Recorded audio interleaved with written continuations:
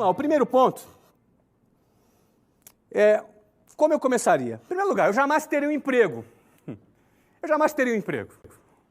E essa primeira afirmação, ela é engraçada porque, na realidade, eu nunca tive um emprego. A maioria de vocês já conhece a minha história, não é? E a minha história, todo mundo sabe que eu comecei a trabalhar numa escola de inglês. Não é? Meu primeiro trabalho, minha primeira experiência profissional foi trabalhando como vendedor numa escola de inglês. Isso em 1991. Eu tinha 19 anos de idade, não tinha nem 18. Eu comecei a trabalhar com 19 anos de idade. O que acontece? Aí muitos podem perguntar, Flávio, mas esse não foi o seu primeiro emprego? Não. Na realidade, foi minha primeira experiência profissional. Eu nunca tive uma carteira assinada. Eu nunca recebi férias, 13º, fundo de garantia, não é? Nunca tive licença, ou seja, eu realmente não experimentei o modelo da CLT. Eu nunca tive um salário fixo na minha vida, não é? Eu era vendedor, se eu vendesse eu ganhava, se eu não vendesse eu não ganhava. Inclusive até o dinheiro do transporte eu não tinha, nunca tive vale transporte na minha vida, nunca tive plano de saúde pago pela empresa na minha vida. Eu nunca tive alguma coisa que eu tivesse algum medo de largar para poder empreender ou construir um negócio. Eu acho que isso é uma vantagem, não é? Acho que isso é uma vantagem. Eu não precisei vencer o medo para largar um emprego para poder fazer um projeto, porque eu nunca tive um emprego, eu nunca tive um salário, não é? Então eu comecei a trabalhar num negócio que não era muito recomendável, né? Você trabalhar como vendedor sem nenhuma garantia, isso do ponto de vista trabalhista, não é? Era um trabalho absolutamente informal, não é? Não era um trabalho formal, era um trabalho absolutamente informal. No entanto, para mim, isso foi uma coisa muito positiva, porque eu nunca me senti tendo alguma coisa a perder. E também aprendi a produzir o meu ganho. Eu fui treinado num ambiente também onde eu tinha que produzir o meu ganho. Se eu não produzisse aquilo que eu tinha que produzir, eu não ganhava nada. No fundo, a minha primeira experiência profissional já foi uma experiência empreendedora. E eu considero que isso não deixou de ser também, para mim, um treinamento para que eu pudesse empreender. Eu trabalhei 4 anos nessa empresa, nesta condição. Eu fui gerente, depois eu fui diretor, e mesmo nesses cargos, o que aumentava eram as comissões. Era um trabalho 100% variável. Agora, preste bem atenção. Por que eu não teria? Se eu pudesse voltar na máquina do tempo, por que eu não teria um emprego? Eventualmente, muitas pessoas me perguntam, Flávio, vale a pena eu trabalhar numa empresa, ter um emprego numa empresa, não é? Para aprender aquele trabalho e poder me desenvolver naquela área, para poder eu empreender naquela área? Eu acho positivo. E eu não acho nem que esse pode ser considerado assim, um emprego de carreira. É um emprego provisório, não é? Eu tive a possibilidade naquela experiência profissional como vendedor, aquilo ali foi a minha escola de vendas, não é? Eu aprendi a vender. Ainda mais eu, que tinha 19 anos, era um cara absolutamente tímido, minha timidez, assim, falar em público para mim era o terror, não é? Falar, como eu estou falando aqui agora, para um grupo de milhares de pessoas, temos quase um estádio aqui de futebol me assistindo agora nesse momento, falar para um grupo desse tamanho, talvez me desse, sei lá, vontade de desmaiar, eu sair correndo. Eu sempre fui uma pessoa muito tímida. Então, aquela escola de vendas, ela também me ajudou a superar a minha timidez, me ajudou a eu me tornar uma pessoa mais autoconfiante, não é? Já que eu estava dentro daquele processo. Então, a primeira coisa que eu faria se eu tivesse 18 anos, que eu não faria, eu jamais teria um emprego. Por que eu jamais teria um emprego? Número 2, eu venderia algum produto. Eu escolheria algum produto. Vamos lá, eu tenho 18 anos, não tenho grana, tá? Não tenho grana, não tenho capital, não é? Para poder montar uma empresa. Eu faria o quê? Não é? Eu venderia algum produto. Eu escolheria algum produto. Aliás, a minha vida começou assim, vendendo um produto. O primeiro produto que eu vendi era relógio. Eu adorava relógio, não é? Então, eu convencia, eu lembro que tinha um camelô no centro do Rio de Janeiro, que eu convencia ele a me emprestar uns relógios. Eu não tinha dinheiro para comprar relógio, não é? Eu não tinha dinheiro para comprar o relógio, não tinha capital de giro para poder comprar relógio. Então, eu fiz uma amizade com o camelô e convenci o cara a me emprestar os relógios. Então, ele me emprestava ali uns 10 relógios e eu vendia, ia lá, pagava ele. E o cara começou a confiar em mim. Então, pegava 10, pegava 20, pegava 30 relógios, não é? Pegava relógio e vendia. Isso era uma experiência minha, uma experiência inicial, antes mesmo de trabalhar lá no curso de inglês. A primeira coisa que eu vendi foi relógio, não é? Então, tive uma experiência de vender, uma experiência transacional de eu trabalhar com um cliente. Muita gente tem preconceito com essa história de vender. Muita gente tem esse preconceito. Mas, no fundo, se você quer empreender, amigo, cara, empreender é vender, não é? A Volkswagen, se não vender, quebra. A Apple, se não vender, quebra. Todo empreendedor que tem a sua empresa e não vender, ela quebra. Então, a atividade básica de uma empresa é ter um produto e vender esse produto ou serviço.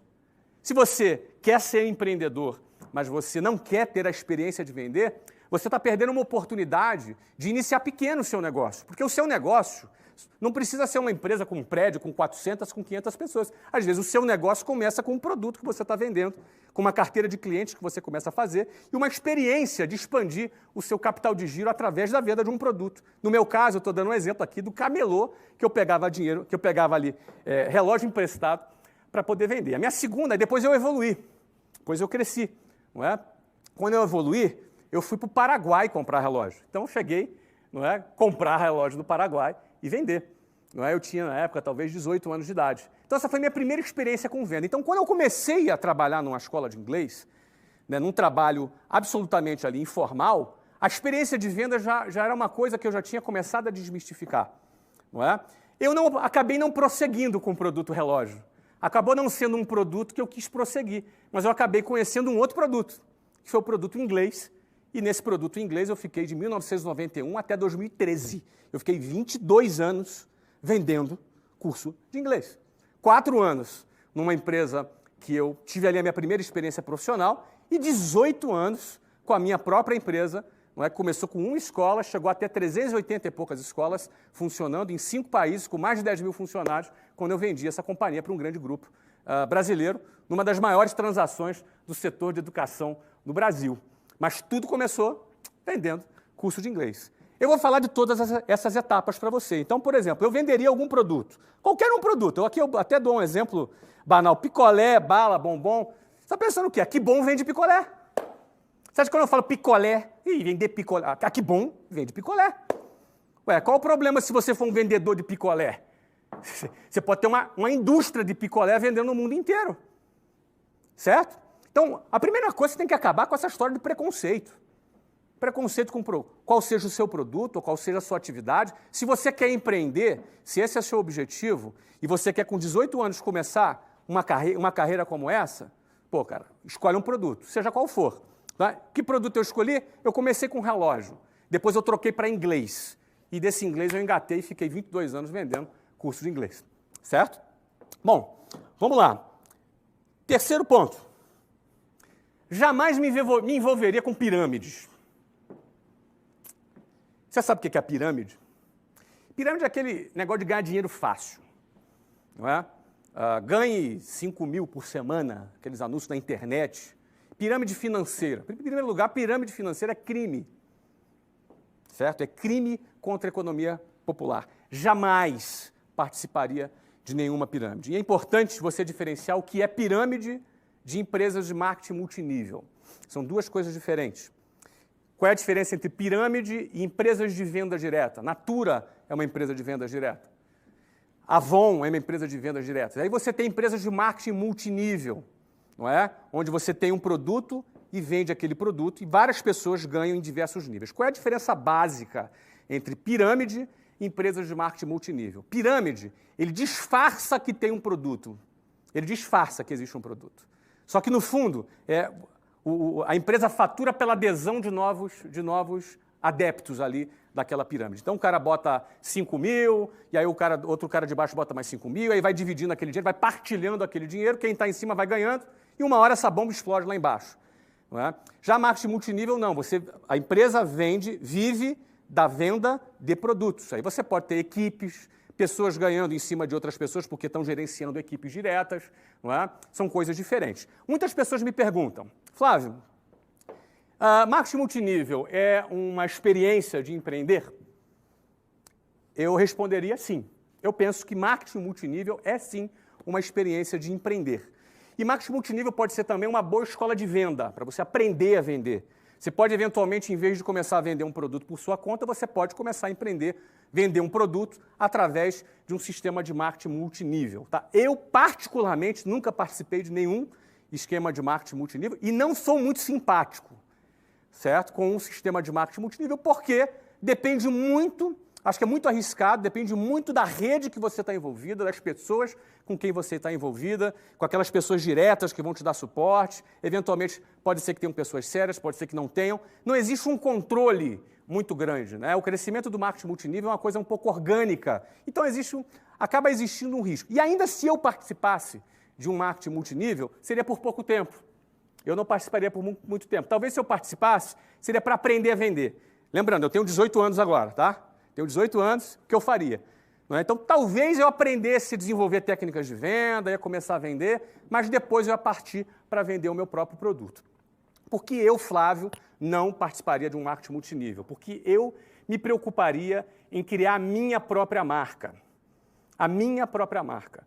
Eu trabalharia para criar o meu próprio negócio, a minha própria marca, onde eu não só pudesse ganhar dinheiro por mês, né, empregar pessoas, ter impacto social, mas também eu criasse um valor patrimonial, ou seja, o equity, onde eu tivesse um valor que essa empresa futuramente pudesse ser vendida por uma boa quantidade de dinheiro. Eu falo isso um pouco mais para frente. Essa é a razão que eu, talvez, se participasse do marketing multinível por um tempo, porque não deixa de ser uma boa escola de vendas, não é? Isso é Flávio. Tá? Não estou dizendo que se você participa de marketing multinível, se você curte, se você gosta, não estou falando mal, estou dizendo que Flávio, eu, se participasse, participaria por um tempo como uma forma de aprender a vender, me desenvolver na área de vendas. Tá? Mas logo em seguida ia procurar trabalhar com o meu próprio produto e criando a minha própria marca. Então, o terceiro ponto, eu jamais me envolveria com pirâmides. Quarto ponto, numa segunda fase, depois de conquistar um pouquinho de capital, criaria modelos recorrentes de vendas desse produto, tipo um serviço de entrega de pães todas as manhãs com consumidores associados, me dedicaria a vender esse plano, tudo sem muito capital, mas que me permitisse começar pequeno, soar grande com escala. O que eu quero dizer com isso? Uma das coisas que eu aprendi em negócios ao longo da minha vida, que o trabalho de você vender um produto, muitas vezes é o mesmo trabalho de você vender um produto com vendas recorrentes. Vou te explicar o que isso significa. Eu tenho uma padaria, eu vendo pão. Então, eu posso estar lá, botar o meu pãozinho quentinho e esperar o meu cliente chegar para comprar pão. Isso é o que a maioria das padarias fazem. Eu, se tivesse uma padaria, eu não teria, em primeiro lugar, a paciência de ficar esperando o cliente comprar o meu pão. É da minha cultura. Se eu tenho ali 500 mil pessoas naquele bairro, eu vou querer criar um plano para que 100 mil pessoas, pelo menos, comprem o meu pão. Agora, não necessariamente essas 100 mil pessoas vão levantar de manhã, ir lá pegar o carro ou vão andando para comprar o meu pão, senão ia criar um congestionamento, uma fila para comprar pão, não é? Então, o que eu passaria a pensar? Eu criaria, se eu tivesse uma padaria, eu criaria um sistema de venda recorrente de pão.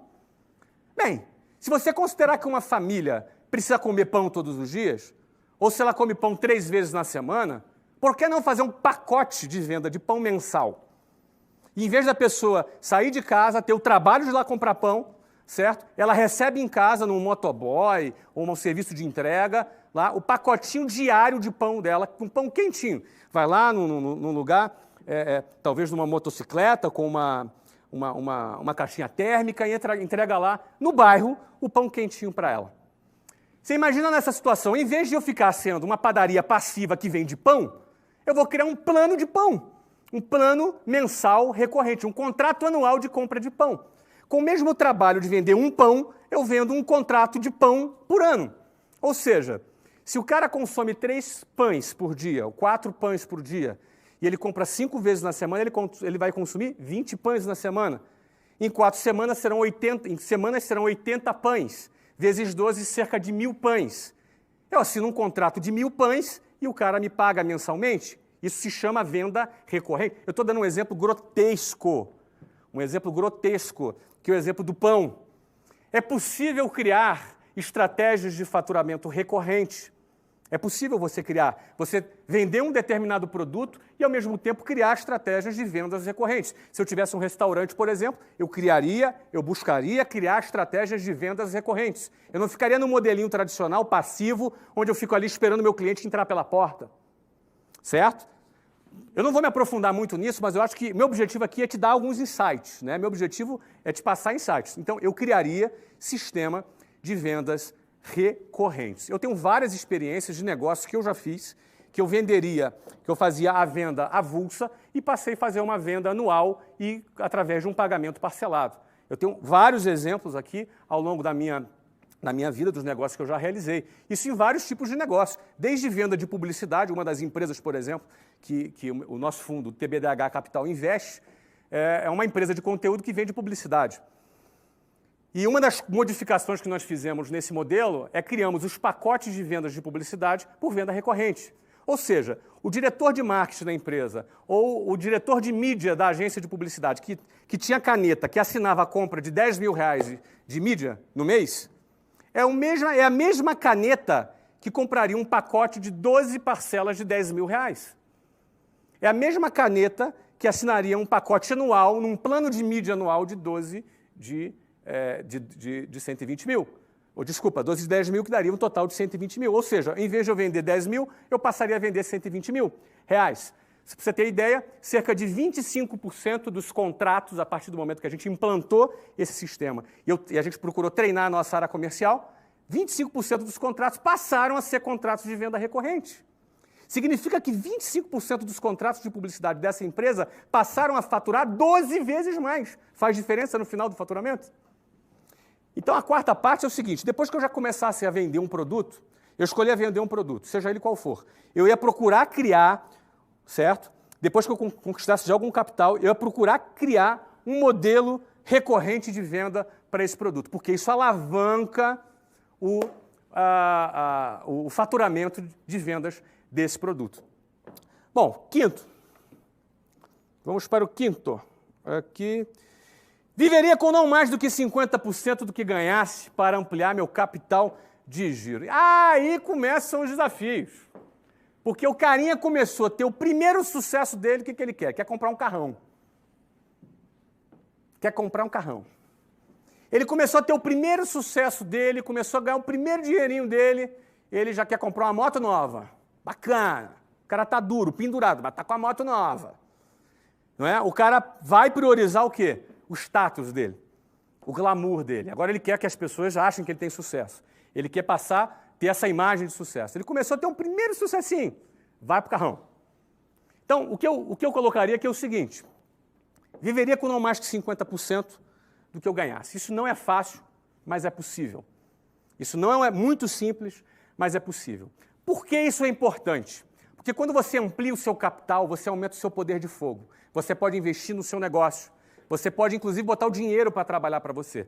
E você não entra na onda insana de consumo. Aquela onda de consumo que as pessoas compram. Então, tem sempre um motivo para comprar, tem sempre uma oportunidade única para investir. Não é? Eu geralmente recomendo as pessoas guardarem 20%, não é, do salário. Mas aqui eu estou pegando pesado. No início, com 18 anos, o cara tem que guardar 50%. O cara mora com pai ainda. Né? Tem 18 anos. Vai guardar 50%. Guarda 50% do salário, do salário, do ganho, né, que ele está ganhando ali no negócio dele, e guarda, aplica ou investe no próprio negócio dele. Não é? Fica com o teu carrinho velhinho, trabalha ali, né, reduz o teu custo fixo ao máximo possível, porque eu tenho 18 anos, eu quero crescer, eu tenho que ter capital, eu tenho que ter poder de fogo para poder investir mais e fazer o meu negócio crescer. Tá? Então, isso aí começa o desafio aqui, mas isso aqui é um fator super importante. Você viver 50% do seu ganho. Adapta a sua vida a isso, cara. Adapta a sua vida a isso. Não é difícil. Você primeiro não ganha nada. Daqui a pouco você ganha alguma coisa. Pô, adapta a tua vida ao menor custo possível. Deixa que você vai ter um carrãozão bacana lá na frente, você vai ter uma vida muito mais confortável lá na frente. Não é? Você conquista a sua independência financeira quando você acumula um capital e você pode usar esse capital para investir e bombar ainda mais o seu negócio. Ok? Vamos para o próximo. Me dedicaria a estudar todas as fases do processo a fim de começar a fabricar o meu próprio produto. Investiria na minha própria marca. Então vamos lá. Primeiro, eu comecei a vender um produto. Comecei a faturar. 2, comecei a juntar um dinheirinho. Começo a fazer venda recorrente. Crio um plano. Começo a fazer venda recorrente. Daqui a pouco eu estou avançando, estou crescendo, estou faturando mais. E aí o próximo passo seria o quê? Eu me dedicaria a estudar todas as fases do processo, a fim de começar a fabricar o meu próprio produto. Ou seja, se é um produto físico, eu posso ou fabricar esse produto, ou ter mais capital para comprar ele com mais volume e baixar o preço e aumentar a tua margem. Então, eu tenho essas duas hipóteses. Ou eu vou fabricar, vai depender do setor. Tá? Se for serviço, é outro papo. Por exemplo, a área de curso de inglês era uma área de serviço. Eu não tinha que fabricar nada. Não é? Era uma área diferente. Mas se é um produto, ou tu vai fabricar o produto, vai buscar estudar todas as fases para você fabricar aquele produto, ou então você vai juntar um capital maior para você comprar em volume.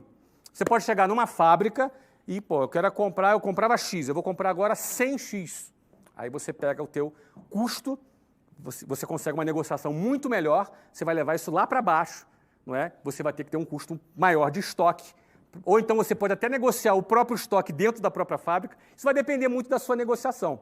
Mas o ponto é você começar a ter a sua independência, fabricar o seu próprio produto ou comprar ele em grande escala para aumentar a sua margem.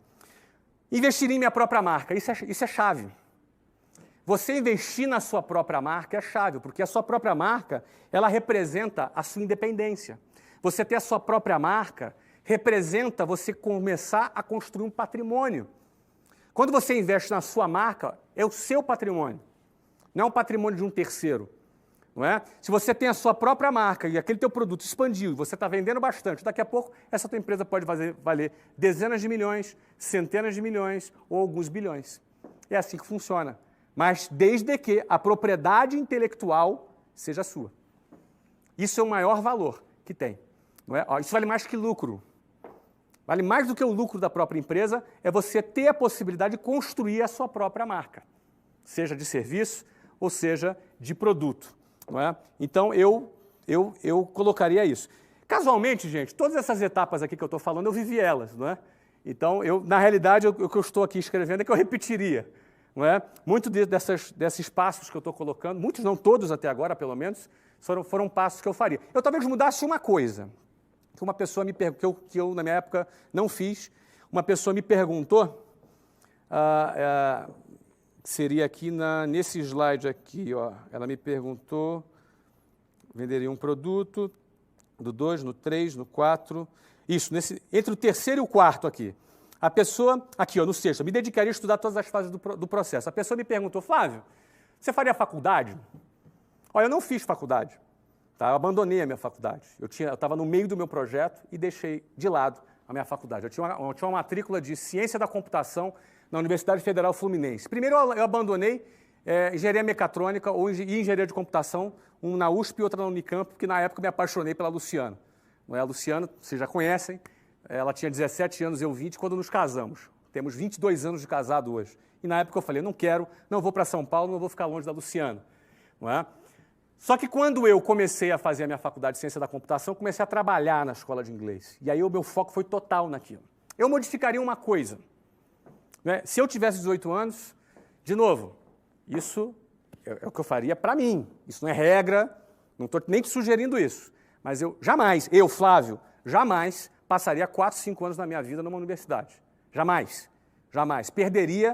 Investiria meu tempo perdendo dentro da universidade. Por quê? Porque o que tem lá não presta? Não é isso. É muito bom, é muito legal, mas eu ficar 4, 5 anos da minha vida dentro de uma universidade, eu considero tempo demais. Não é? Em 4, 5 anos eu já tinha me casado e aberto minha empresa. Eu comecei a trabalhar com 19, com 23 eu abri a WhatsApp. Em 4 anos eu abri a WhatsApp, não é? Em mais 7 anos eu já tinha 1.000 funcionários. Então, eu não faria.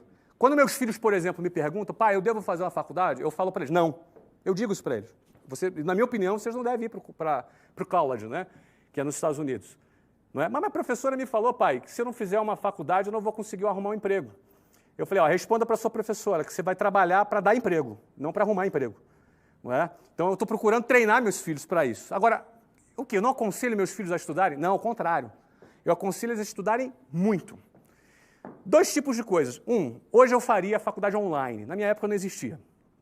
Se eu tivesse 18 anos, eu faria tudo isso que eu estou fazendo aqui e faria uma faculdade online. Seja uma faculdade online voltado para business, alguma coisa voltada para administração, para business, alguma coisa que fosse me acrescentar. Eu estudaria em casa. Eu não ficaria indo para a sala de aula, participando de festinha, participando de grupinho, entendeu? Eu estaria muito mais focado em construir o meu futuro do que ficar sentado numa cadeirinha de uma universidade, muitas vezes ouvindo doutrina ideológica dentro de sala de aula. Ou então ficando do lado de fora porque os professores estão em greve. Não é? Então, eu não faria uma faculdade. Eu faria uma faculdade online. Hoje, se eu tivesse 18 anos, eu estudaria em qualquer programa online. Hoje você pode fazer uma faculdade online nos Estados Unidos, se você quiser. Eu moro em Portugal hoje, por exemplo. A Luciana, minha esposa, ela está se formando esse ano em psicologia numa universidade americana. Não é? Ou seja, ela ela adora estudar, já tinha feito direito, está agora se formando em psicologia à distância, online. Ela faz uma faculdade super reconhecida nos Estados Unidos. Ela faz um programa online e funciona super bem. No ano passado, por exemplo, eu morei, só no ano passado, Estados Unidos, Inglaterra, Espanha e Portugal. Morei em 4 países no ano passado. Impossível meus filhos estudarem numa escola. Meus filhos estudaram num sistema de homeschool, que é um sistema online. Então, eles fizeram ali, se eu não me engano, acho que a 6ª e a 7ª série online. E no final do ano, eles faziam um teste de Stanford, que é um teste padrão que comparava eles com todos os alunos nas melhores escolas americanas. E eles estavam ali muito bem posicionados, não é? Inclusive muito melhor do que a maioria dos alunos que iam para a escola. Eles estudavam sozinhos, sem contar com o fato que eles acostumavam a pesquisar, acostumavam a buscar informação do que aquele sistema passivo da escola, que é o cara ficar sentado, um professor dando matéria ali para ele, ele fica passivo sentado para depois fazer uma prova. Não é? Então, por exemplo, hoje, se eu tivesse 18 anos, o que eu faria diferente do que eu fiz, porque na minha época não existia, eu faria, hoje, estudaria online. Agora, mais do que estudar online, mais do que estudar numa faculdade formal, porque eu nunca me interessei por ter diploma, não é? Ter diploma para pendurar na parede nunca foi uma coisa que me interessou, não é? Então, mais do que isso, eu faria o que eu faço hoje com muita frequência. Eu estudo bastante, eu leio bastante, eu estudo bastante, eu pesquiso bastante tudo que seja relacionado aos negócios que eu estou empreendendo. Então, eu preciso aprender sobre os negócios que eu estou empreendendo. Eu preciso estudar sobre aquilo que eu estou fazendo. Então, eu vou ler, eu vou estudar, eu vou pesquisar. Então, eu valorizo muito mais, por exemplo, a pesquisa própria do que um ensino formal em troca de um diploma. Não é? Se eu quero, por exemplo, trabalhar na área de comunicação, eu vou me dedicar a pesquisar e estudar coisas na área de comunicação.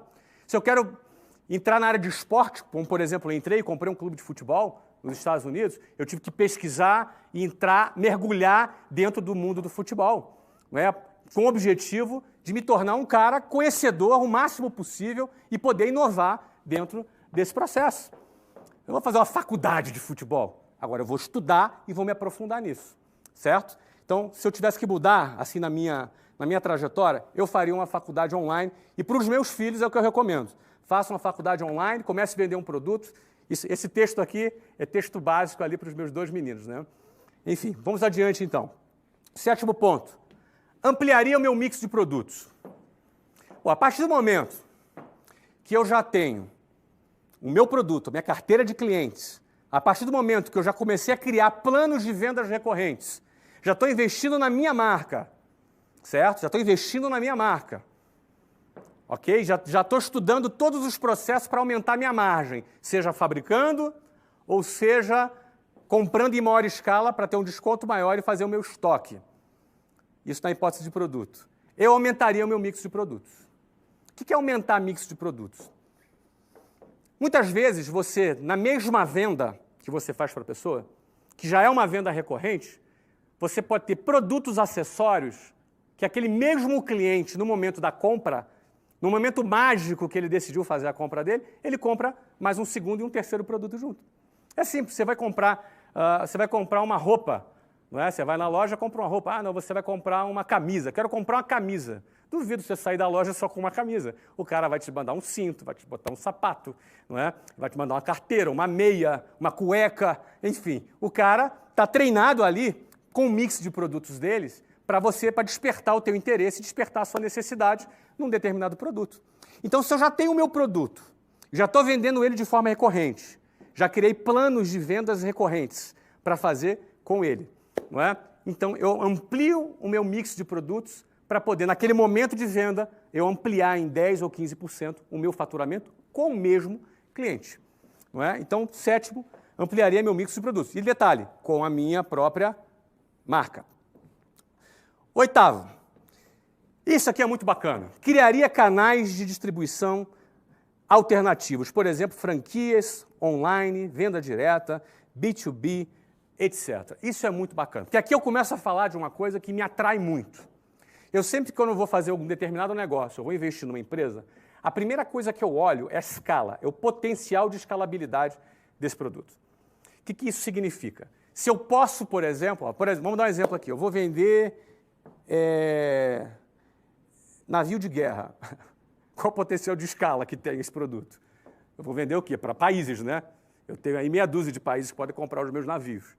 Então não é um produto que me atrai, não tem escala. Não vou vender navio de guerra para a dona de casa, não é, que vai comprar um navio de guerra. Agora, vamos pegar um outro produto.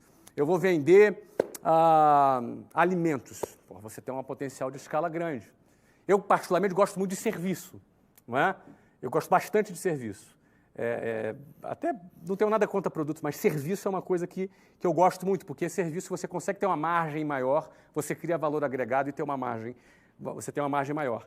Então, eu vou vender o quê? Um curso de árabe, curso de russo, um curso de inglês. Não é? Um curso de inglês tem muito mais escala do que um curso de russo, certo? Então, quando eu vou avaliar um produto, eu vejo o seu potencial de escalabilidade. Esse potencial de escalabilidade, ele pode ser distribuído de diversas formas, não é? O que seria um canal de distribuição convencional? Tem uma padaria, por exemplo, e eu sou o dono da padaria. Então, eu vou abrir uma segunda filial da minha padaria. Vou botar um filho lá, vou botar um gerente lá, vou botar alguém para tocar essa padaria. Mas daqui a pouco eu abri a terceira padaria, a quarta padaria, a quinta padaria, daqui a pouco eu estou no meu gargalo. Porque eu não tenho ainda competência gerencial, software de gestão, modelos de gestão, eu ainda não me desenvolvi, por exemplo, para ter mais do que 5, 6 padarias. Então você começa a esbarrar em alguns limites, limites técnicos, limites físicos, limites de experiência, de gestão, e por aí vai. Não é? Então esse seria um modelo convencional, você criar uma rede. Agora, o que seriam canais de distribuição alternativos? A franquia, por exemplo, é um modelo alternativo. Eu, quando tive escola de inglês, meus primeiros 3 anos, eu só tive escola própria. Eu abri a primeira escola, cada escola tinha que ter cerca de 40 funcionários, um espaço de 400 metros, eu abri a primeira escola. Sem grana e daquele jeito, no cheque especial, como você já deve conhecer a história. Não é? Depois, eu abri a segunda escola em São Paulo. Nos primeiros 3 anos, eu abri 24 escolas. Uma nova escola inaugurada a cada 45 dias. E aconteceu justamente isso comigo. Eu comecei a me sentir sobrecarregado, eu precisava me reinventar. E no meu caso, eu tinha uma certa resistência com franquia. No ano 2000, foi quando a gente implantou o nosso primeiro sistema de franquias. Então, o sistema de franquias, ele é um modelo de distribuição. Se você tem um negócio que é bem sucedido, dependendo do setor, considere a hipótese de expandir o seu negócio através do modelo de franquias. Não é? Ah, mas eu não tenho conhecimento, cara. Contrata uma consultoria de franquias, contrata especialistas. Eu, por exemplo, contratei a Languetá, um grande amigo meu, ficou grande amigo, me ajudou a formatar a minha franquia lá atrás, em 1999. Não é? Continua sendo um grande amigo hoje, continua formatando franquias. É um cara super bom nisso. Esse cara vai te dar todas as dicas. Não é? Tem um Xerto aqui em São Paulo também, é um cara super bom também, não é? De formatar franquias. Que é uma outra coisa, que é uma forma de adquirir conhecimento que eu sempre usei, que seria assim, conversar com especialistas. Então eu lembro que eu contratei a consultoria do Alan para me ajudar a formatar franquias, e assim, era uma consultoria de 6 meses. Na época eu usei 2 meses só, não é? Sentei com ele, paguei os 6 meses, mas só usei 2, porque eu já tinha ouvido o que eu queria. Fiquei muito amigo do Alan, E o Alan, eu falava assim para o Alan, cara, esquece, cara, você já me deu o que eu precisava, já me deu as informações que eu precisava, porque eu sento do lado da pessoa e sugo, sabe, cara? Isso é um jeito legal de se aprender as coisas. Você pega um cara, senta do lado dele, se tiver oportunidade, suga a informação do cara e pergunta mesmo, anota, suga a informação. Pô, aquele cara que é um especialista, pô, em 1 hora de conversa com aquele cara, se bobear, é como se fosse 5 anos numa faculdade sentado ouvindo um professor falar. Você entendeu? Então você senta para o cara, ouve, suga. Eu sempre gosto eu sou uma esponja, eu gosto de sugar a informação, colar em gente que saca daquele assunto e sugar informação. Até hoje eu faço isso, não é? Novos negócios, dependendo dos novos negócios que eu faço, eu arrumo alguém, sento, marco a reunião, marco o almoço, o jantar, sento, converso e ali sugo conhecimento, que são sempre conhecimentos valiosos, não é? Então, no exemplo de franquias, esse é um exemplo de canal de distribuição. Outro canal de distribuição é online. Nós estamos aqui agora com milhares de pessoas, aqui agora ao vivo, 10 horas e 40 minutos, eu estou aqui em São Paulo, ao vivo, falando com milhares de pessoas. Nós estamos online aqui. Nós estamos online. Quem diria, se a gente voltasse no tempo, que seria possível você estar falando com milhares e milhares de pessoas online, ao vivo, da maneira que a gente está fazendo aqui. É impressionante o que a tecnologia hoje te proporciona. A tecnologia ela te proporciona você ter uma escala grandiosa. Uma escala grandiosa. Eu tenho aqui gente hoje de outros países aqui assistindo essa transmissão ao vivo. Não é? Eu estou aqui podendo colaborar, transmitir informações para você que está lá no Japão, que está aí, você que está aí na Inglaterra, você que está nos Estados Unidos, na Argentina, e você de todo o Brasil, de norte a sul. Ou seja, o canal de distribuição online te permite você falar com o mundo inteiro, te permite você vender o seu produto ou o seu serviço para o mundo todo. Isso é um canal de distribuição alternativo, pouco explorado, porque pouca gente tem competência, teve tempo ainda de desenvolver a competência para fazer isso da forma que, por exemplo, nós estamos fazendo aqui. Não é? Isso não deixa de ser uma alternativa para você, para fazer o teu sistema de distribuição online. Então, você pode vender serviços e produtos online. Venda direta. Não descarte a possibilidade da venda direta. A Avon é uma empresa bilionária que está no mundo inteiro através de venda direta. Você pode ter equipes de vendedores. Por exemplo, roupa. Roupa é um excelente produto para se vender através de venda direta. Porque nem todo mundo tem tempo de ir até uma loja para poder escolher uma roupa. Eu lembro que quando eu ia para eventos aqui em São Paulo, na época ainda na empresa, eu sempre ligava para a loja e falava, olha, eu vou estar no hotel, manda alguém lá.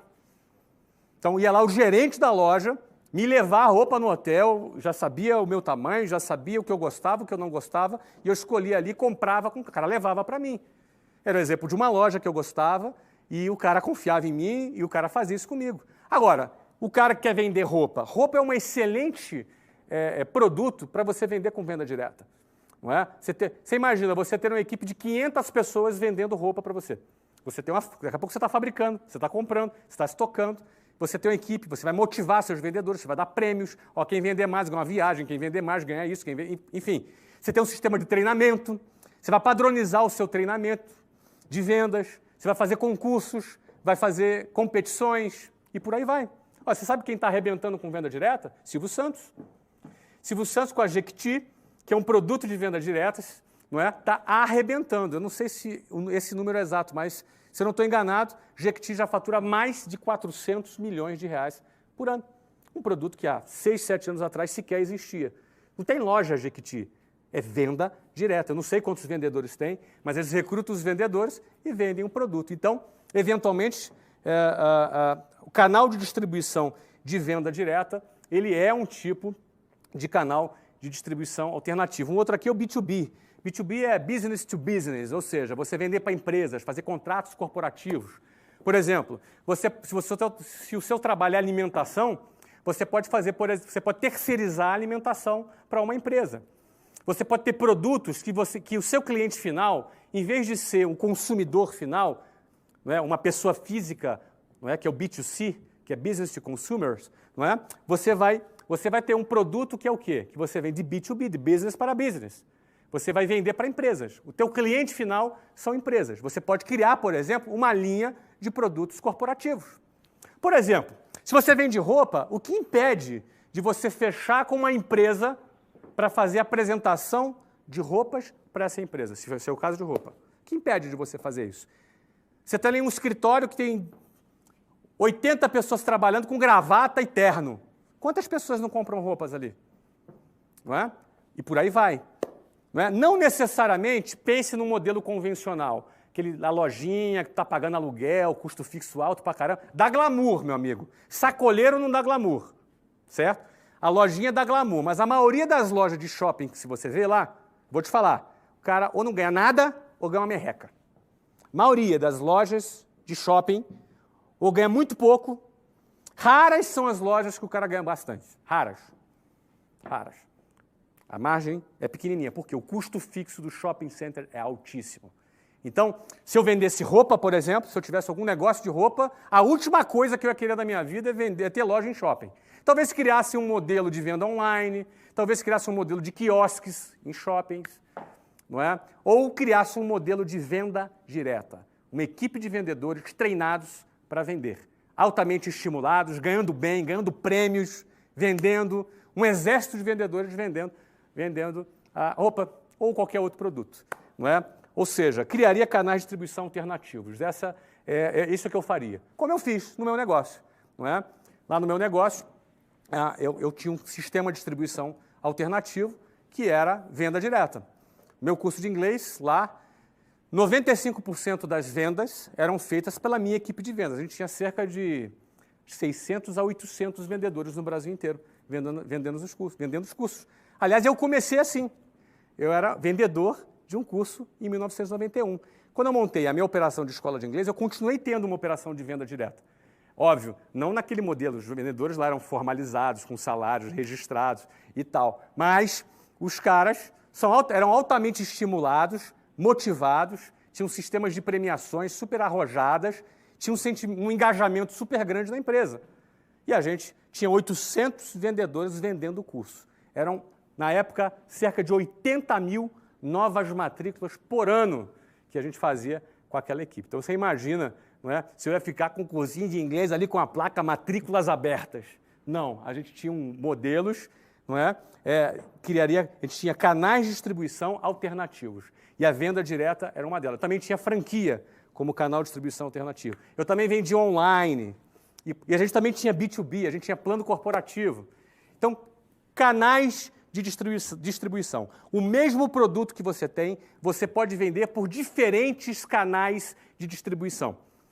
É como se cada canal fosse uma empresa diferente. Você está crescendo o seu negócio, simplesmente ampliando o número de canais de distribuição que você tem. No auge da companhia, venderia para um fundo, banco ou concorrente, embolsando uma enorme liquidez. Vou até beber uma água aqui agora.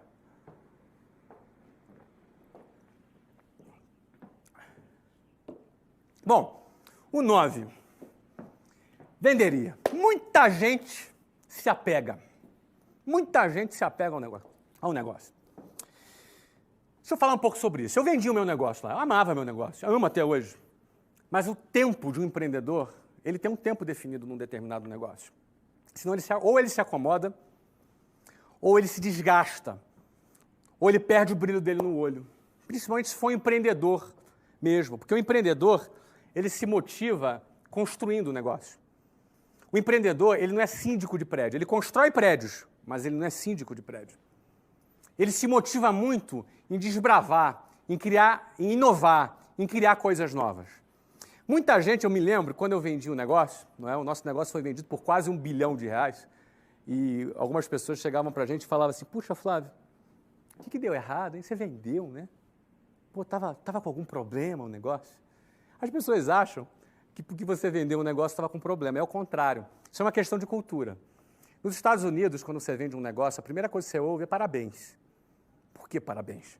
Porque quando você criou um negócio a ponto de despertar no mercado interesse naquele negócio, a ponto de ter criado um valor que um fundo, uma empresa profissional decidiu investir e comprar o seu negócio, isso é um reconhecimento muito grande. Não é? Sem contar que um negócio, geralmente, você vende por 10 vezes, em média, um múltiplo, 10 vezes o valor do seu lucro anual. significa o seguinte, que você pega o lucro dos próximos 10 anos e antecipa para o dia de hoje. É como se você tivesse ganhado 10 anos da sua vida. E você ainda tem a liberdade para construir o negócio que você quiser. Isso não tem nada a ver com você estar apegado ou desapegado. Eu continuo respeitando o negócio que eu fundei, eu continuo amando aquele negócio. É como uma filha, não é? Esse é o exemplo que eu costumo dar. Você tem uma filha linda, te beija, te abraça, não é? Quando você chega em casa, ela corre, te dá um abraço, pula no seu colo.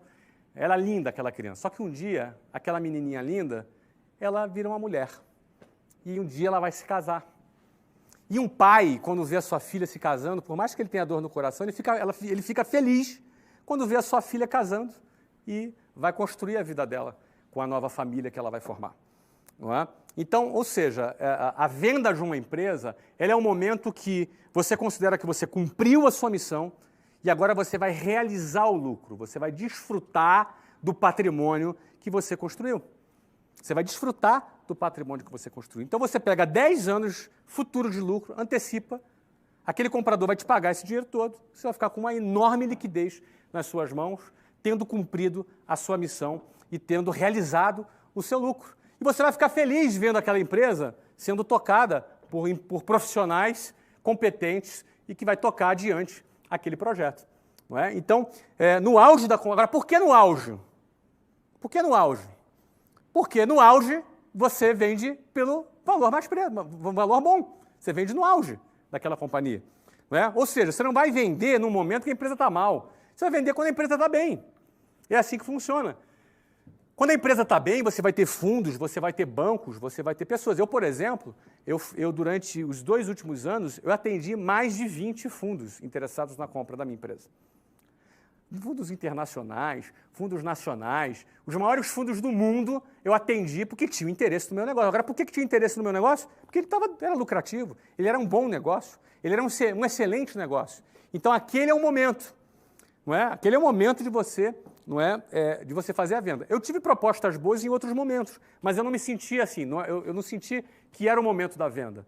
Eu não me senti confortável para fazer a venda naquele momento. Em 2008, eu tive uma proposta 5 vezes menor, mas não me sentia confortável. E eu acreditava que eu conseguia ter um upside maior ainda. Então, até o momento que foi feita a venda na empresa. Você passa a empresa para uma outra pessoa e passa a ser a responsabilidade daquela pessoa tocar o projeto adiante e você é recompensado. Você tem antecipado em torno de 10 anos de lucro operacional da sua empresa antecipado nas suas mãos. Não é? E quando você vende, você sai do risco do seu negócio, do risco da operação, não é? Você também tem toda uma liquidez e você tem liberdade. Ou você vai fazer aplicações financeiras, ou você vai abrir e investir em novos negócios. Você tem a liberdade para você escolher. Não é? Se você faz isso em 5 anos, daqui a pouco você monta um novo negócio e constrói tudo de novo. Não é? O 10º, com 5% do capital conquistado, começaria tudo de novo. Investiria os outros 95% em investimentos conservadores em moeda estrangeira. Vamos começar pela primeira parte. Quando eu falo 5%, pode ser 10%, 15%. Ou seja, você pega uma parte pequena daquele capital e você vai separar aquela parte pequena para você começar. Pô, eu comecei com 20 mil reais de cheque especial. Não é? Agora, eu não vou usar cheque especial, mas eu posso pegar ali uma pequena parte, não é? 10%, posso pegar 15%, que seja até 20%. Eu acho que no máximo. 20% do capital. Você pegou um dinheiro grande, pega 20%. Ó, esses 20%, o que eu vou fazer? Eu vou investir em novos negócios. Você pega o restante do dinheiro, você faz o quê? Uma aplicação financeira. Você cria uma aplicação financeira. Aqui eu coloquei investimentos conservadores em moedas estrangeiras. Primeiro, por que conservador? Eu sou muito arrojado em negócios. Eu invisto, eu não tenho problema com correr riscos, não é? Não tenho realmente problema. Eu sou bastante arrojado. Agora, para investir o meu dinheiro, eu não sou arrojado. Eu sou bastante conservador. Porque quando eu abro um negócio, depende de mim. Eu tenho operação na minha mão, não é? Eu não vou vender pão esperando o cara comprar pão. Eu vou criar uma venda recorrente de pão através de uma equipe direta, ou por franquias, ou por outros canais de distribuição, com a minha própria marca. Percebe? Então, eu não vou fazer a coisa de maneira passiva. Entendeu? Então, o que acontece? No meu negócio, eu garanto o trabalho. Agora, investimento financeiro, vou investir. Eu não invisto em bolsa de valores. Já investi bastante, já ganhei bastante dinheiro em bolsa de valores, até já perdi também. Mas eu não invisto. Por que eu não invisto em bolsa de valores? Porque eu prefiro, se eu quero empreender, eu prefiro investir nos meus negócios. Eu boto fé no meu taco. Eu boto mais fé no meu taco do que nos executivos que estão ali nas empresas. Então, eu prefiro investir nos meus negócios. Se é para eu investir em negócio, eu invisto nos meus. Eu compro os meus negócios. Eu invisto em novas ideias. Agora, eu aposto muito mais nisso do que investir em empresa que está sendo tocada por algum executivo. Certo? Então, eu prefiro investir no investimento conservador. E por que em moeda estrangeira? Hoje, nós vivemos uma flutuação de câmbio muito grande. Hoje, nesse momento, principalmente com as eleições, né, você percebe, né, dependendo do resultado da pesquisa, sobe a bolsa, cai o dólar, ou dependendo do resultado da pesquisa, cai a bolsa, sobe o dólar. E você, na hora que você investir o seu dinheiro, você não pode ficar à mercê do sobe e desce das pesquisas eleitorais. Você não pode ficar à mercê do sobe e desce do desempenho dos executivos das empresas de capital aberto. Não é? Eu não quero depender disso. Muita gente fala, não, mas você pode fazer uma análise fundamentalista associada com análise gráfica. Cara, eu não quero saber disso. Eu quero saber o seguinte, eu pego meu dinheiro, invisto no meu negócio, abro ele e vendo ele por 1 bilhão depois. Ponto. Isso eu garanto. Agora, eu garanti o que vão fazer lá na Bolsa de Valores, eu não gosto. Eu, Flávio, não estou dizendo que é errado. Você gosta de bolsa, investe em bolsa, ótimo. Eu, Flávio. Tá? Então, agora, eu pegaria o investimento conservador. Hoje, o que seria um investimento conservador em moeda estrangeira? Títulos de dívidas de governos AAA, não é? Ou seja, governos bom pagadores, ou de empresas AAAs. Você imagina, você pegar e comprar um título de uma dívida da Apple, você comprar uma título de uma dívida de uma boa empresa, entendeu? Ou seja, tem garantia, que vai fazer o pagamento. Você ganha isso aí 5% ao ano em dólar. Hoje no Brasil, você ganha, numa aplicação conservadora, você pode ganhar entre 9% a 11% ao ano em real. Só que é o seguinte, só a inflação é 6%. Se você está ganhando 10%, tira 6%, 6,5%, que é a previsão da inflação, 6,7%, que é a previsão da inflação esse ano, já está dando 3,3% de rentabilidade. E aí tem um soluço no dólar, o dólar sobe 10%, tu perdeu dinheiro. Você ganhou 10%, mas perdeu 6,7% do dólar, perdeu mais 10% do câmbio. Então, nesse momento, eu faço um investimento conservador em moeda estrangeira, e uma boa moeda hoje para você fazer investimento financeiro é o dólar. A economia americana cresce num nível de recuperação muito interessante, enquanto a zona do euro está em baixa e o real está instável, porque todo o mercado está em dúvida sobre o futuro hoje. Todo o mercado mundial, tá? Não estou falando de papo eleitoral não, tá, gente? Aqui estou falando de papo técnico, ok? Todo o mercado aguarda para ver o que vai acontecer no Brasil, porque dependendo do que acontece no Brasil, o dólar sobe e as ações caem e por aí vai. Então as pessoas estão procurando fugir do investimento no Brasil nesse momento. Isso acontece em todas as eleições, não é só nessa não.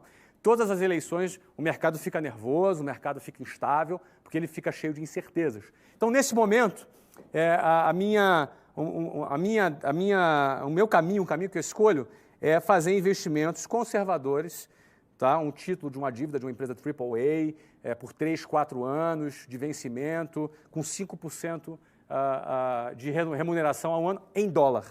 Não é? Sem contar com o fato que há previsões que o dólar pode chegar, isso é previsão, não é nada garantido, pode chegar na ordem de R$ 2,80. Não é? Ou seja, se você tem uma aplicação a 5% em dólar, você tem um bom resultado. Como é que você sabe disso? Fale com o seu banco. Né? O seu banco tem que te orientar nisso. Se você eventualmente tem um banco que é fraco, procura um banco melhor, procura um private, um banco que vai te dar um atendimento num outro nível. Tá? Mas a 10 é o seguinte, com 5% até 20% do capital conquistado, você investe em novos negócios. Não é? Então vamos fazer um resumo rápido aqui. Tá? Primeira coisa que eu faria se eu tivesse 18 anos. Primeira coisa, eu não arrumaria emprego. Eu não quero ficar preso no emprego. Viver com CLT ali, ganhando um salário. Não, eu ia ter o meu negócio. Então, para começar a ter o meu negócio, eu ia começar. Primeira coisa, vender o meu produto. Achava um produto qualquer para eu vender. Depois que eu fosse vender esse produto, eu ia procurar criar sistema de vendas recorrentes. Ou seja, em vez de vender um produto, vendo 12 no ano, não é? Esse seria o próximo passo. Depois, eu ia procurar estudar todos os passos para poder fabricar esse produto ou comprar ele em escala para ter uma margem maior. E criaria a minha própria marca. Criaria a minha própria marca. Porque eu criando a minha marca, eu tenho o meu patrimônio. O próximo passo que eu faria, eu criaria sistemas de distribuição alternativos, como franquias, como vendas online, como B2B, como venda direta, não é? Para poder distribuir e expandir o meu produto. E, por fim, quando esse produto estivesse muito robusto, estivesse no seu auge, eu faria a venda dessa empresa para um fundo, para um banco de investimento, para um concorrente e embolsaria 10 anos de lucro futuro no presente, gerando uma enorme liquidez. Eu pegaria de 5% a 20% desse valor e investiria em novos negócios. Começaria tudo de novo e faria a mesma coisa em menos tempo, porque agora eu teria mais experiência. Não é? E com os outros 80%, investiria em investimentos conservadores, nesse momento, apostando muito em moeda estrangeira. Bom, é isso que eu faria se eu tivesse 18 anos de idade. Não é? Agora, para você encarar uma trajetória de vida como essa que eu acabei de falar, não é muito simples. Não é muito simples. Porque você vai ter que... essa trajetória de vida é uma trajetória de vida padrão? Pensa comigo. É padrão? É o que a boiada faz? É o que as pessoas que seguem um rumo comum faz? Nós fomos treinados nessa sociedade para viver dessa forma?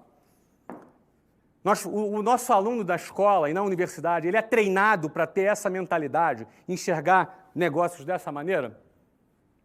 A gente sabe que não. Então, qualquer maluco que resolve tomar uma iniciativa para fazer a coisa dessa forma, ele vai ter que enfrentar um monte de problemas. Ele vai ter que enfrentar um monte de problemas. Eu quero falar agora, sabe quais são os problemas mais frequentes? Sabe quais são os problemas mais frequentes? Vamos lá? São 10 problemas. Eu não vou dar intervalo, não. Vamos uma atrás da outra. Vamos lá. Primeiro problema, o sistema convencional de ensino não prepara para nada disso. Essa é a realidade. Infelizmente, o sistema tradicional de ensino não prepara você, não me preparou, não prepara ninguém para nada disso. Eles preparam para outra coisa. Eles preparam para um outro modelo. Ele prepara o funcionário da fábrica. Ele prepara o funcionário do varejo. Ele prepara a pessoa para o mercado de trabalho. A pessoa, desde cedo, ela é doutrinada, ela é condicionada, não é, a isso. Eu não estou dizendo que isso é ruim, não estou falando que isso não é digno. Pelo amor de Deus, gente, não é isso que eu estou dizendo. Claro que é digno, claro que é bacana, o trabalho é digno, óbvio. Agora, e para quem quer mais da vida? Para quem quer, por exemplo, viver uma vida diferente, fora da curva? Para quem, por exemplo, é questionador e não acha que as coisas na sociedade devem ser do jeito que elas foram apresentadas. E para quem enxerga oportunidades de negócios em vários lugares. Esse cara faz o quê? Segue a boiada? O que ele faz? Não é fácil. O primeiro desafio é que o sistema convencional não te prepara para isso. Não existe educação financeira. Não existe as pessoas trabalharem para você trabalhar o seu dinheiro. Não é? O que existe em relação a dinheiro hoje é o quê? É a mídia, é a publicidade te massificando. Compre, compre, compre, compre. E como é que você constrói seu futuro? Como é que você constrói a tua estrutura de capital para investir no seu negócio? Então, o primeiro desafio para viver uma vida nesse estilo que eu falei aqui, que, na realidade, a única diferença da minha trajetória, dos 18 anos até hoje, a 42 anos, é que, na minha época, não existia faculdade online. Hoje eu faria a faculdade online. Hoje eu continuaria não fazendo a faculdade presencial, mas a online eu faria. Não é? Agora, para viver assim, o sistema de ensino convencional não te prepara para isso. Isso é um problema. Não é? Qual é o segundo problema? A sociedade discrimina os que começam esse tipo de jornada, mas bajula os que chegam ao final dela. Infelizmente, isso que acontece. A sociedade critica. Chega, não é? Hoje em dia é muito comum, eu imagino, que alguns pais, quando veem o filho indo por um caminho desse, é natural que ele fique preocupado. Os pais, às vezes, eles tentam impedir que os filhos se frustrem. Isso é natural, isso inclusive é muito nobre. É natural que um pai, uma mãe, fique muito preocupado com seu filho. E esse sentimento de proteção visa evitar que ele passe por frustrações. Só que, no fundo, alguém que quer construir alguma coisa maior, ele deve ser uma pessoa muito mais apaixonada pela vitória do que pelo medo de perder. Ele deve ser muito mais uma pessoa apaixonada pela conquista do que pelo medo de tomar um prejuízo. Por isso que o empreendedor ele tem que ser corajoso. O empreendedor ele precisa ser corajoso, porque ele não pode temer o prejuízo. Ele não pode temer o revés. Ele não pode temer uma variável que pode acontecer. Ela pode acontecer, porque ele é movido muito mais pela vitória do que pela possibilidade da perda. Algumas pessoas são mais conservadoras. Elas querem muito mais garantir, jogam na retranca para não tomar gol. Mas também não faz gol. Vive de forma limitada, mas também não passa nenhuma frustração. É uma questão de estilo de vida. Cada um escolhe aquilo que quer para a sua vida. Não existe certo, não existe errado. Eu estou dizendo o que eu faria. E tem muita gente que também prefere fazer dessa forma. Mas o problema é que a sociedade discrimina. Ele discrimina mesmo. Discrimina mesmo. Eu lembro que eu saía de manhã para trabalhar, voltava à tarde da noite, e muita gente falava assim, pô, coitado do Flávio, um garoto tão inteligente, né? Um menino tão inteligente, agora virou vendedor, vende curso de inglês, coitado do Flávio, tinha um futuro tão brilhante, agora está aí vendendo curso de inglês. A sociedade discrimina. Só que depois é o seguinte, essa mesma sociedade que discrimina o cara que abriu mão daquela trajetória glamurosa, não é? Essa mesma sociedade é a mesma que lá no final dela, ela vai bajular o cara. Ela vai dar tapinha nas costas do cara e falar, pô, cara, parabéns, sabia que você ia dar certo, parabéns. Essa mesma sociedade é a pessoa que vai bajular.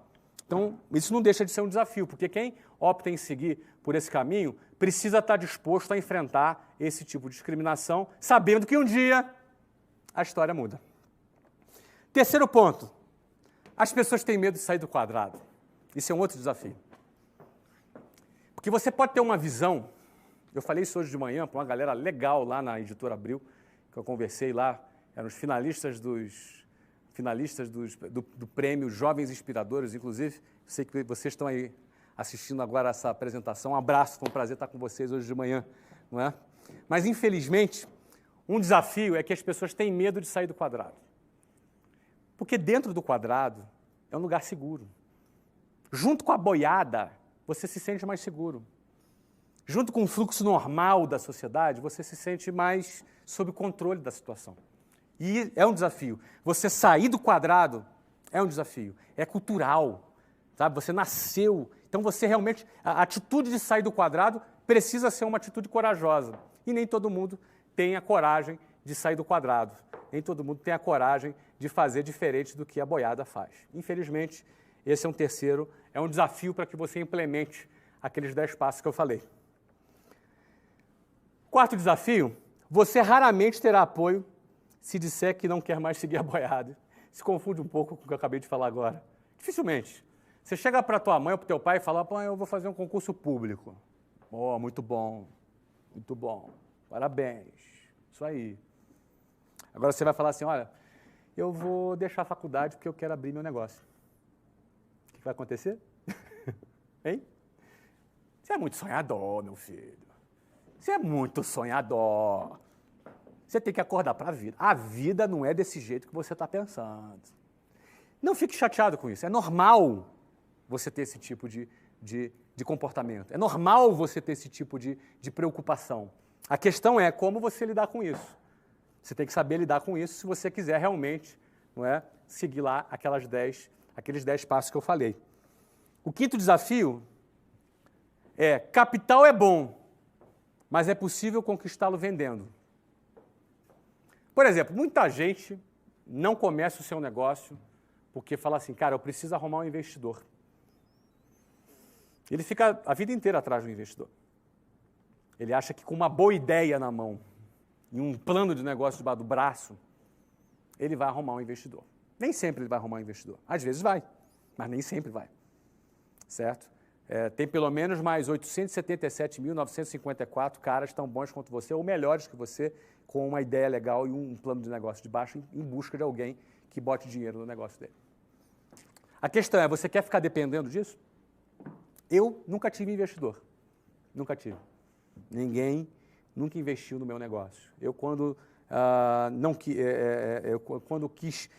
quando era a hora de ter um investidor, eu preferi vender meu negócio inteiro. Todos os meus negócios eu fiz com meu capital próprio. Inclusive o primeiro negócio foi com 20 mil reais do cheque especial. Era a grana que eu tinha. Só que é o seguinte, não é bem só os 20 mil reais do cheque especial. Era mais a grana que eu vendia, que eu gerava venda e gerava capital. Então, por exemplo, um exemplo básico, você vende relógio, vende um relógio. Com o dinheiro de um relógio, você pega o lucro e guarda. Compra mais um, vende um, vendeu o segundo, agora você tem dinheiro para comprar 2 relógios. Comprou 2 relógios, vende 2 relógios, compra o terceiro. Vendeu 3 relógios, compra o terceiro, compra o quinto. E por aí vai. Você faz capital vendendo. Estou falando de uma coisa básica, tá? Eu estou falando de uma coisa elementar. Isso vale para a empresa, isso vale para negócio, isso vale para startup, vale para o que for. Você precisa de 100 mil reais para abrir o seu negócio? Ah, você não tem a grana? Cara, vende. Arruma uma forma de você vender um produto e construir o seu capital. Fica bom de vender, porque capacidade de vender gera capital e te decreta a sua independência do tal investidor. Não é? A partir do ano de 2008, era um monte de investidor atrás de mim querendo comprar 20%, 30%, 40% do meu negócio. Eu não quis vender. Eu quis vender, na hora que eu quis vender, eu vendi 100%. Porque lá atrás, nenhum investidor bateu na minha porta para investir. Eu tive que pagar 12% de juros ao mês. Não é? Então, na realidade, capital é bom. É bom você ter capital, ter investidor. Porém, é possível conquistar esse capital com vendas, vendendo o seu produto. 6. Pessoas convencionais têm preconceito com vendas.